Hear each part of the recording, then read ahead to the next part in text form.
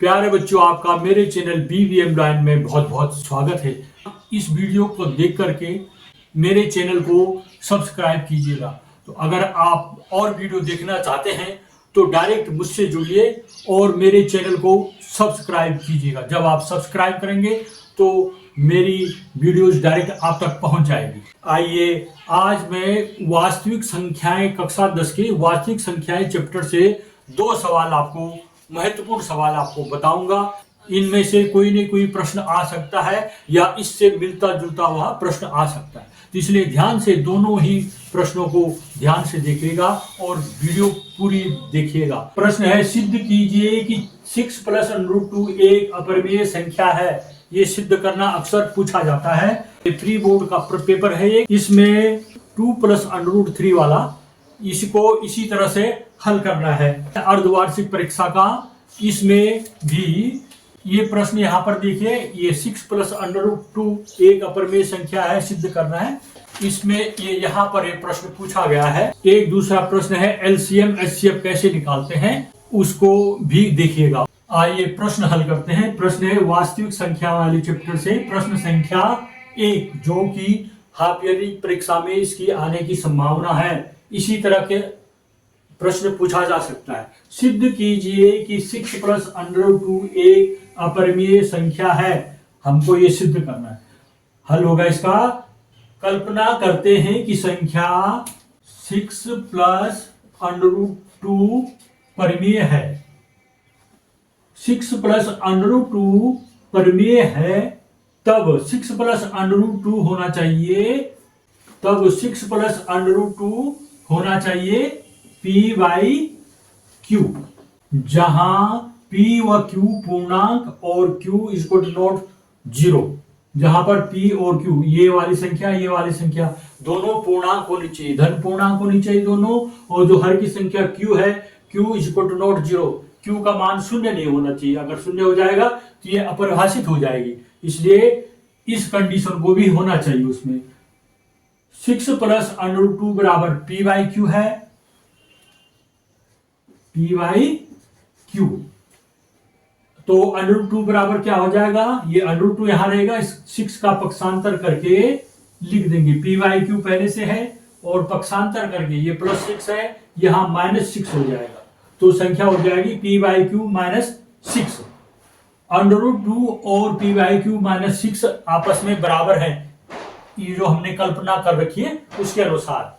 चूंकि P/Q परिमेय है, अर्थात P/Q परिमेय संख्या है, अतः P/Q -6 भी परिमेय होगी। और P/Q -6 बराबर √2 तथा P/Q -6 परिमेय है। तो जब P/Q -6 अर्थात जब ये परिमेय है उसके बराबर √2 है, तो √2 भी परिमेय संख्या हो गई। परंतु सभी हम जानते हैं कि √2 अपरिमेय संख्या होती है। क्या होती है? अपरिमेय संख्या होती है √2। अतः हमारी कल्पना झूठी निकल गई। झूठी है, तो 6 + √2 भी परिमेय नहीं हो सकती। जब √2 अपरिमेय संख्या है तो 6 + √2 भी परिमेय नहीं हो सकती। क्यों? क्योंकि परिमेय और अपरिमेय संख्याओं का योग भी अपरिमेय होता है। परिमेय संख्याओं और अपरिमेय संख्याओं का योग भी अपरिमेय संख्या होती है। इसलिए 6 + √2 भी परिमेय नहीं हो सकती, अर्थात अपरिमेय संख्या है। अतः संख्या 6 + √2 अपरिमेय होगी। आइए अगला प्रश्न 2 देखते हैं। यह भी महत्वपूर्ण प्रश्न है। यह प्रश्न या इसी तरह का प्रश्न पूछा जा सकता है। प्रश्न है 306,657, अर्थात दो संख्याएं 306 और 657 का HCF 9 है, LCM 306 और 657 का हमने ज्ञात करना है। तो कैसे करेंगे इसको हल? यहां पर 306 657 का HCF है 9, प्रश्न में दे रखा है। सूत्र क्या होता है? पहली संख्या गुणा दूसरी संख्या बराबर HCF गुणा LCM, ये सूत्र है, ये सूत्र आपको आता होगा। इस सूत्र के अनुसार हमने यहां पर मान रख देने। पहली संख्या है 306, दूसरी संख्या है 657 गुणा 657 बराबर है HCF हमें दे रखा है 9 गुणा LCM। अब हमने ये सूत्र में मान रख दिया है। अब क्या करना है आपने, LCM ये है, हमको LCM ज्ञात करना है। जो ज्ञात करना है उसको एक तरफ रखो, उसके साथ जो संख्या है उसका इस तरफ पक्षांतर कर दो। जो 306 गुणा 657 है, ये 9 पक्षांतर होने पे हर में चला जाएगा, भाग में चला जाएगा, क्योंकि यहां ये गुणा हो रखा है। तो LCM बराबर हो गया 306 गुणा 657 बटे 9। अब हमने इसको हल करना है। ये 9 है, 9 का भाग किस में जाएगा, इसमें जाएगा या इसमें जाएगा। 9 का भाग विभाज्यता का नियम अगर मालूम हो आपको तो इनके अंकों को योग 6 और 0 6 हो गया, उसमें 3 जोड़ो 9 अंकों का योग 9 है, तो इसमें 9 का पूरा भाग चला जाएगा। देते हैं 9 एकम 9, यहां पर बोलो 9 दूना 18, 9 तिया 27 हो गया। अब है 30 में से 27 घटा के 3 आ गया, 3 और 6 अगल बगल रखे हमने, 36 हो गया, और 9 चकू 36, तो इस तरह से यहां पर आ गया 34। अब 34 मल्टीप्लाई 657 करना है, तो इसको आप गुणा करके देखिएगा। पहले लिख दिया, रब काम करना है आपने, इसको 34 से मल्टीप्लाई करना है। 4 7 28 को 8 हो गया, 4 5 20 और 2 22 हो गया, 4 6 24 और 2 26 हो गया। अब 3 से मल्टीप्लाई करो, 3 7 21, 3 5 15 2 17, 3 6 18 रे 19। अब इसको आप जोड़ दीजिए, ये 8 हो गया, ये 2 और 1 3 हो गया, 7 और 6 13 को 3 हो गया, 9 और 2 11 और 1 12 को 2 हासिल, एक में एक जोड़ दो 2। तो इस तरह से ये संख्या हमें प्राप्त हो गई है। तो हम यहाँ पर लिखेंगे 34 मल्टीप्लाई 657, वो मल्टीप्लाई करके आ गया 22,338। तो LCM क्या हो गया, अतः LCM बराबर 22,338। इस तरह से ये दो प्रश्न है, इन दोनों की तैयारी अच्छी तरह से कीजिएगा। आज मैं आपको निर्देशांक ज्यामिति के दो प्रश्नों को बताऊंगा। निर्देशांक ज्यामिति के प्रश्न किस तरह से आते हैं। एक इस तरह के प्रश्न पूछे जाते हैं, ये जो यहाँ पर ये दे रखा है प्रश्न नंबर 30, इस तरह का प्रश्न बीच की दूरी का सूत्र लगाकर हम इनको हल कर सकते हैं। इसी तरह का प्रश्न है ये प्रश्न नंबर, यहाँ पर ये देखिए कौन सा प्रश्न है ये, इसको हमने अभी हल करेंगे। इस तरह से ये प्रश्न आते हैं। दूसरा प्रकार का प्रश्न इस तरह से आता है, समदूरस्थ वाला, एक बीच की दूरी वाला सूत्र और एक समदूरस्थ वाला प्रश्न। जांच कीजिए कि क्या बिंदु 5, -2, 6, 4 व 7, -2 एक समद्विबाहु त्रिभुज के शीर्ष है। ऐसा त्रिभुज जिसकी दो भुजाएं बराबर है, समान है, उस त्रिभुज के क्या ये शीर्ष हैं, ये हमको बताना है। त्रिभुज में 3 भुजाएं होती हैं, तो 3 भुजाएं हो तो दो बिंदुओं के बीच की दूरी का सूत्र लगा के प्रत्येक भुजा का हम मान ज्ञात कर सकते हैं।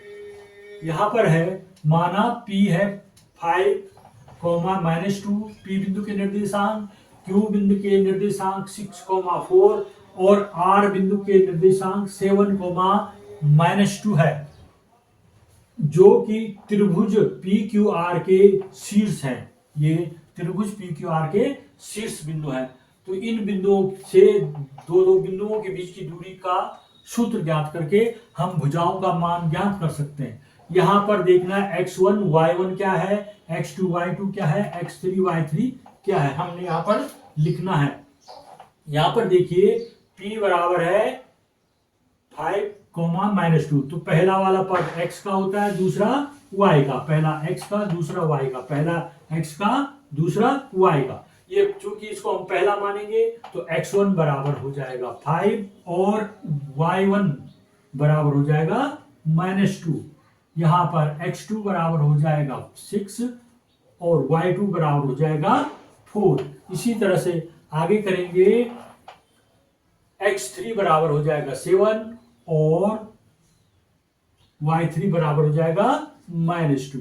x2 माइनस x1 का whole square, x2 minus x1 का whole square plus y2 minus y1 का होल स्क्वायर। x2 ये है, p और q को ले रहे हैं ना, x2 माइनस x1 6 माइनस 5 तो हो जाएगा 6 माइनस 5 का square plus y2 minus y1 4 minus, फिर माइनस का साइन है तो इस तरह से यहां पर हमको ऐसा बदला कोष्ठक लगाना पड़ेगा और उसका स्क्वायर करना है। 6 माइनस 5 तो 1 हो गया, 1 का square, 4 minus minus 2 minus into minus का प्लस हो जाएगा तो ये हो जाएगा +2, 4 + 2 यानी 6 का स्क्वायर हो जाएगा। अगले वाले में 1 का स्क्वायर 1, 6 का स्क्वायर 36 तो क्या लिख सकते हैं हम 1 + 36 और ये 36 और 1 37 हो गया, इसका मान आ गया √37। इस तरह से ये PQ भुजा की लंबाई आ गई। अब Q और R, यहां पर देखना है Q और R में ये है, इसमें से इस x वाले मान को घटाना है, y वाले मान से y वाले मान को घटाना है और उनका स्क्वायर कर देना है। x2 माइनस x1 यानी यहां पर इसको x1 मानो, इसको x2 मानो, ठीक है। 7 माइनस 6 का होल स्क्वायर प्लस -2 -4 हो जाएगा। x2 माइनस x1 और y2 माइनस y1 तो y2 माने -2 माइनस का साइन होता है, फिर 4 आ गया, इसका स्क्वायर। इस तरह से हम इसको लिख देंगे। ये कितना हो जाएगा 7 माइनस 6 = 1 का स्क्वायर हो जाएगा और ये -2 और -4 क्या हो जाएगा, समान चिन्ह आपस में जुड़ जाते हैं तो -2 और -4 हो जाएगा -6 और -6 का अब फिलहाल -6 रख देते हैं ताकि अच्छी तरह समझ आओ। इसमें हो जाएगा 1 का स्क्वायर 1 हो गया और 6 का स्क्वायर भी 36 होता है, -6 का स्क्वायर भी 36 होता है, ठीक है। यहां पर हो जाएगा 36 और 37, √37 का मान भी √37 आ गया। R और P तो इसको हम बाद में बोल रहे हैं तो इसमें से इसको घटा देना। 5 माइनस 7 का होल स्क्वायर प्लस -2 और ये भी माइनस है दूसरे नंबर पे, है ना, तो माइनस माइनस का यहां पर ये प्लस हो जाएगा बाद में, मंझला कोष्ठक लगाइए तो ये हो जाएगा 5 माइनस 7 2 बड़ी संख्या का चिन्ह रखते हैं और साथ में से 5 बड़ी संख्या में से छोटी संख्या घटा देते हैं जब असमान चिन्ह हो, एक प्लस का साइन है एक माइनस का साइन है तो इस तरह से ये आ जाएगा इसका प्लस, ये -2 है, ये -2 और -2 -2 इंटू -2 का +2 हो गया तो ये -2 है, अभी प्लस का साइन यहाँ -2 हो गया और ये +2 हो गया, इसका स्क्वायर करना। यहां पर देखेंगे -2 और +2 0 हो जाता है तो अगले स्टेप में लिखेंगे हम -2 का स्क्वायर तो 4 हो गया और इसका स्क्वायर क्या हो गया 0 और √4 का वर्गमूल निकल गया 2 तो इसका आंसर की 2 भुजाएं इसकी, ये PQ भुजा √37 आ गया, QR भुजा √37 आ गया। तो ऐसा त्रिभुज जिसकी 2 भुजाएं बराबर हो उसको समद्विबाहु त्रिभुज कहते हैं, अर्थात यह जांच होगी कि यह समद्विबाहु त्रिभुज के शीर्ष हैं।